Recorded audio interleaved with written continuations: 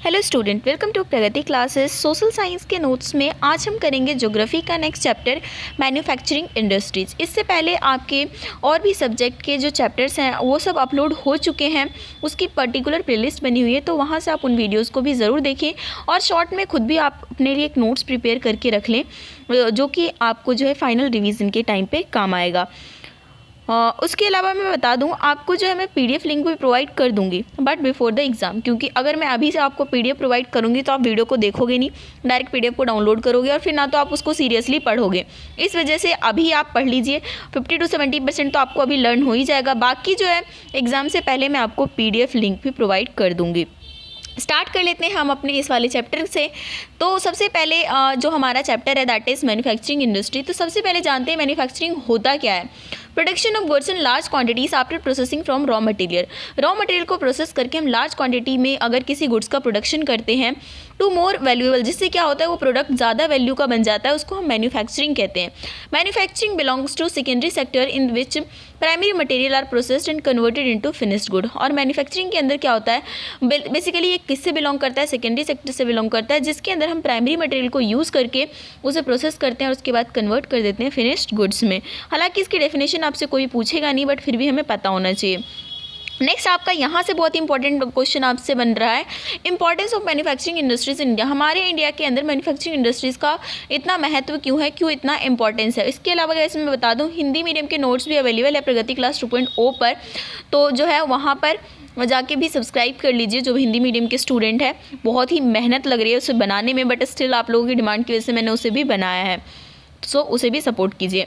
नहीं तो यहाँ पे हम बात कर रहे थे इंपॉर्टेंस के बारे में। सो मैन्युफैक्चरिंग इंडस्ट्रीज क्या कर रही है, it helps in modernising agriculture, reduces heavy dependence on agriculture income by providing jobs in non agricultural sector. अब जब इंडिपेंडेंस हुआ था तो मोस्टली पॉपुलेशन एग्रीकल्चर में लगी हुई थी, लेकिन जैसे ही इंडस्ट्री बनी तो वहाँ से जो है जो पूरा का पूरा इंटरडिपेंडेंस बना हुआ था एग्रीकल्चर पे, वो क्या हुआ, धीरे धीरे कम हो रहा है। क्यों? क्योंकि अब जो लोग हैं वो कहाँ पे जॉब कर रहे हैं, नॉन एग्रीकल्चर सेक्टर में भी जॉब कर रहे हैं। नेक्स्ट है industries help in creating jobs and generating more income. Industry क्या है, डायरेक्ट ज़्यादा से ज़्यादा जॉब को क्रिएट करने में, लोगों को इनकम बढ़ाने में हेल्प कर रही है। Export of manufactured goods expand trade and brings in foreign exchange. जो हम एक्सपोर्ट करते हैं मैन्युफैक्चरिंग गुड्स का, तो उसकी वजह से हमारे ट्रेड भी बढ़ रहे हैं, जिसकी वजह से फॉरेन एक्सचेंज मतलब फॉरेन करेंसी आती है, और किसी भी देश में फॉरेन करेंसी जितना ज़्यादा होता है वो कंट्री उतनी ज़्यादा अच्छी मानी जाती है। उसके अलावा इंडस्ट्रियल डेवलप की वजह से पूरी कंट्री के अंदर प्रोस्पैरिटी मतलब पूरा जो है ऑल ओवर जो है डेवलपमेंट देखने को मिला है। नेक्स्ट है कि ये क्वेश्चन बहुत ही आपका इंपॉर्टेंट है, agriculture and industry in India are interdependent on each other. Question आता है कि एग्रीकल्चर और इंडस्ट्री जो सेक्टर है वो एक दूसरे से इंटरडिपेंडेंट है, तो उसके मतलब कि उसको आप एक्सप्लेन कीजिए, तो उसको आप किस तरीके से एक्सप्लेन करोगे। Agro industries in India have boosted agriculture by raising its productivity. Industries depends on agriculture for their raw material. Industry क्या रॉ मटेरियल के लिए किस पे डिपेंड करती है, एग्रीकल्चर पे डिपेंड करती है। लेकिन एग्रीकल्चर इंडस्ट्री को भी क्या चाहिए, उसको कुछ टूल्स चाहिए, इनपुट्स चाहिए, मतलब इरिगेशन के लिए पंप चाहिए, फर्टिलाइजर चाहिए, वो उसे कहाँ से मिलेगा, वो उसे मिलेगा इंडस्ट्री से। तो इनडायरेक्टली क्या है, ये दोनों एक दूसरे पे डिपेंडेंट है। Development of different mode of transport. अब जो डिफरेंट मोड ऑफ ट्रांसपोर्ट है, जो भी ट्रांसपोर्टेशन की चीज़ें हैं वो कहाँ बन रही है, इंडस्ट्रियल सेक्टर में बन रही है, तो उसने किसानों को हेल्प की। अगर कुछ भी उसको एग्रीकल्चर इनपुट चाहिए तो वो उसी की हेल्प से लाएगा भी, और उसके अलावा जब उसका एग्रीकल्चर प्रोडक्ट बन जाएगा तो उसी की हेल्प से वो क्या करेगा, उसको बेचेगा भी। तो इस तरीके से हम समझ सकते हैं कि हाँ किस तरीके से इसकी डिपेंडेंसी है, और इसी को आपको एक्सप्लेन करना होगा इन द एग्ज़ाम। नेक्स्ट आपका बहुत ही इंपॉर्टेंट है, इससे आपको ना वो पूछ लेते हैं 1 मार्क्स का क्वेश्चन आ जाता है कि एग्रो बेस्ड इंडस्ट्रीज़ के एग्जांपल दे दो, मिनरल बेस्ड इंडस्ट्रीज़ के एग्जांपल दे दो। तो इससे आपको जो है ना थोड़ा सा आपको आइडिया होना चाहिए। इससे तो नाम से पता चल रहा है एग्रो बेस्ड इंडस्ट्रीज़ क्या है, ऐसी इंडस्ट्री जो अपना रॉ मटेरियल कहाँ से रिसीव करते हैं, एग्रीकल्चर प्रोडक्ट से रिसीव करते हैं। लाइक टेक्सटाइल इंडस्ट्री हो गया, तो उनको सारी चीज़ें जो है क्या एग्रीकल्चर से ही चाहिए। Rubber industry, sugar, coffee, T, edible oil, तो इन सारी जो चीज़ें हैं वो अपने रॉ मटेरियल के लिए किस पे डिपेंडेंट करते हैं, पूरे एग्रीकल्चर प्रोडक्ट पे डिपेंड करते हैं, वो होता है agro based industries.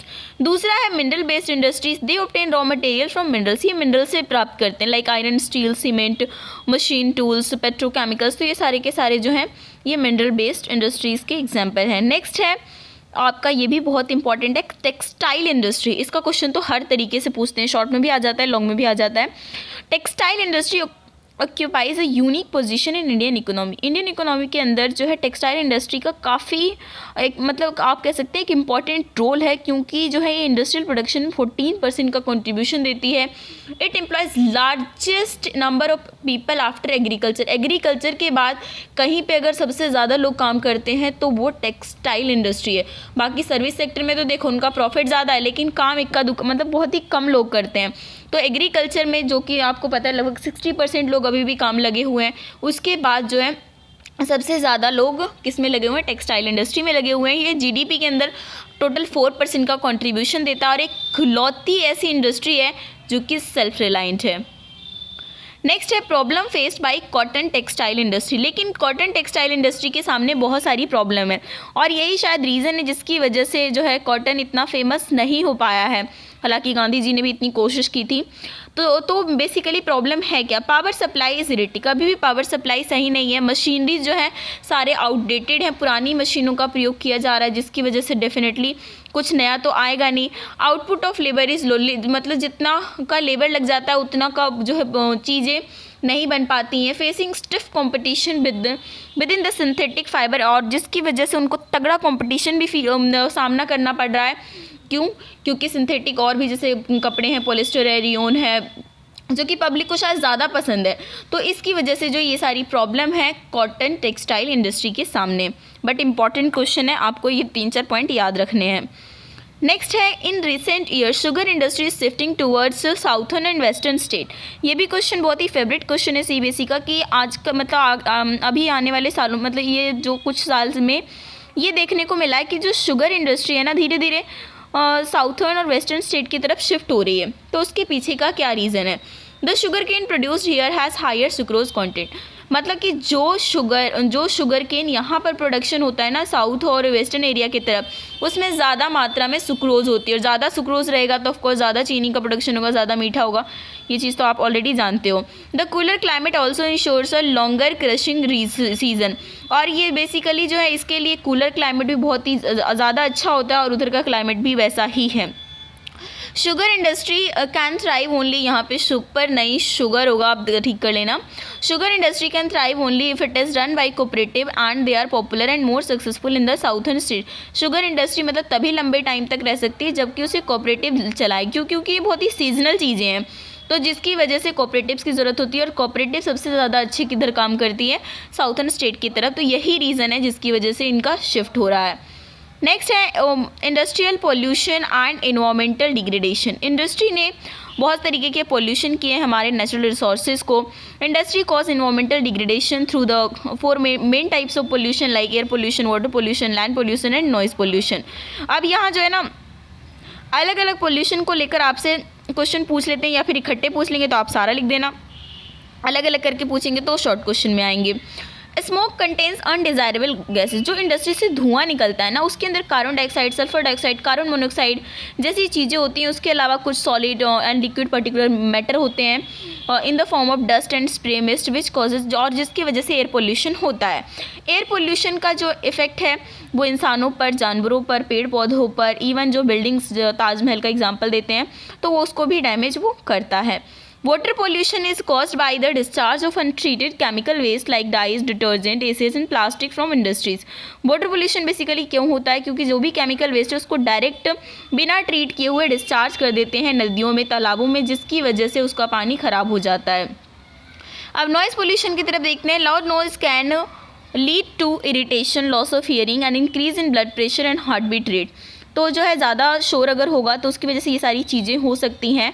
Industrial machinery, construction activities होती हैं, जनरेटर्स होते हैं, कुछ इक्विपमेंट लाइक सॉज हो गए, न्यूमेटिक ड्रिल्स हो गए, इन सबसे बहुत ज़्यादा तेज़ आवाज़ आती है जिसकी वजह से नॉइज़ पोल्यूशन होता है।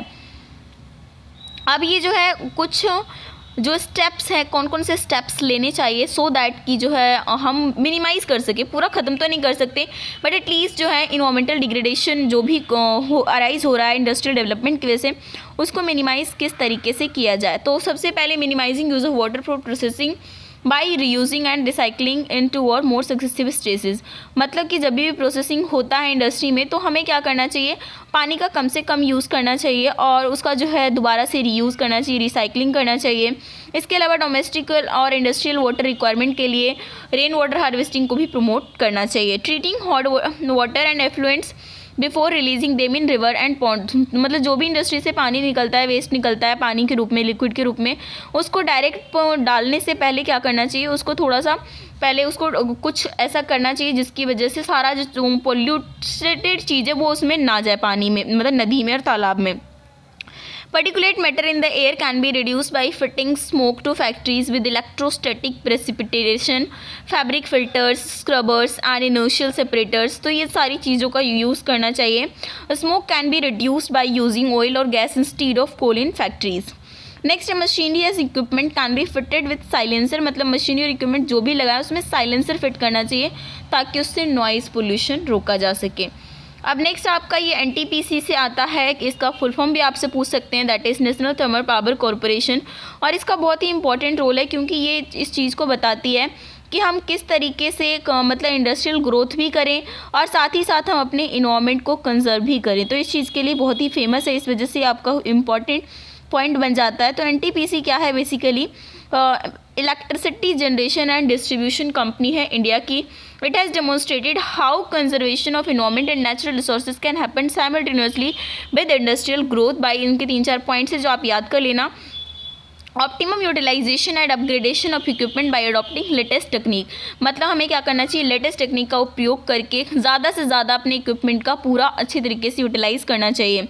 Minimising waste generation by maximising ash utilisation. मतलब ये कह रहा है वेस्ट जनरेशन, मतलब वेस्ट कम से कम निकालो तुम, और जो भी ऐश है ना, मतलब जो भी राख है, मतलब जो ऐसी चीज़ें हैं उसको भी हमें क्या करना चाहिए, यूटिलाइज़ करना चाहिए। Providing green belts for nurturing ecological balance. और ग्रीन बेल्ट को भी प्रोवाइड किया जाना चाहिए। Ecological monitoring, reviews and online database management for all it's. और इवन जितने भी पावर स्टेशन है एनटीपीसी के, वो हर जगह उन्होंने क्या क्या लगाया हुआ, इकोलॉजिकल मॉनिटरिंग करते हैं, रिव्यू करते हैं, उसके लिए ऑनलाइन डाटाबेस मैनेजमेंट करते हैं। तो ये सारी जो चीज़ें हैं बहुत ही अच्छी हैं जो कि इनिशिएटिव स्टार्ट किए हैं। तो यही आपका टोटल चैप्टर है। आई होप वीडियो आपको अच्छी लगी। वीडियो को लाइक कीजिए, दोस्तों के साथ शेयर कीजिए। चैनल पर नए हैं तो सब्सक्राइब करके बेल आइकन क्लिक कर लीजिए ताकि हर नई वीडियो की नोटिफिकेशन आपको मिल सके।